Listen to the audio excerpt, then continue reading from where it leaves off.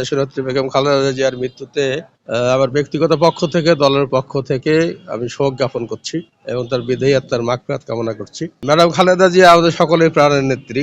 আমাদের সত্যি এক নিস্তব্ধ হাহাকারের দিন। আমাদের নায়াসিনামাইড ও স্যালিসাইলিক সমৃদ্ধ লিলি ফেস ওয়াশ যা ফেসের ডেড স্কিন সেল দূর করে দেয় দ্বিগুণ ফাস্টার ব্রাইটেনিং। দেশনেত্রী, আপসীন নেত্রী, আমাদের গণতন্ত্রের মা, উনি আজ সকাল ৬টার সময় ইন্তেকাল করেছেন। এই জন্য আমরা জাতীয়তাবাদী পরিবার, গোপালগঞ্জ জাতীয়তাবাদী পরিবার আমরা শোকাহত, আমরা আজ মর্মাহত। আমাদের মা, আমাদের দেশনেত্রী, উনি চলে গেছেন। ওনার যে শূন্যতা, এই শূন্যতা আসলে পূরণের কোনো কিছু নেই। বাংলাদেশের যে কোনো সংকটময় সময়ে দেশনেত্রী বেগম খালেদা জিয়া আপসীনভাবে সংগ্রাম করেছেন। তিনি স্বৈরাচার বিরোধী আন্দোলন করেছেন দেশের যে কোনো স্বার্থে। তাকে কয়েকবার অফার করা হয়েছিল, আপনি 11-11 সময়, তার আগেও বলা হয়েছিল আপনি বিদেশ চলে যান, কিন্তু উনি বলেছেন আমি এই দেশ ছেড়ে যাব না। আমার মনে হয় দলমত নির্বিশেষে তিনি বাংলাদেশের জননী হিসেবে ছিলেন। আর একজন জননী হারানোর শোক, এটা তো আসলে কাটানোর কোনো সুযোগ নেই। এই জায়গাটা পূরণ হবার মতো কোনো জায়গা নয়।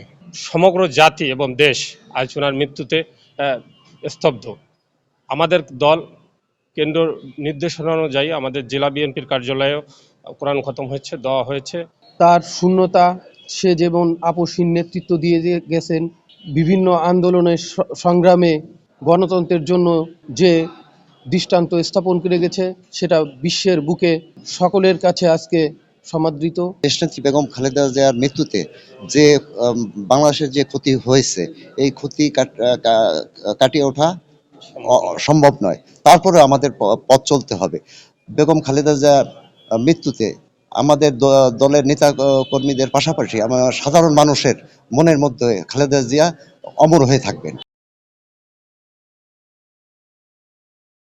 নায়াসিনামাইড ও স্যালিসাইলিক সমৃদ্ধ লিলি ফেস ওয়াশ যা ফেসের ডেড স্কিন সেল দূর করে দেয় দ্বিগুণ ফাস্টার ব্রাইটেনিং।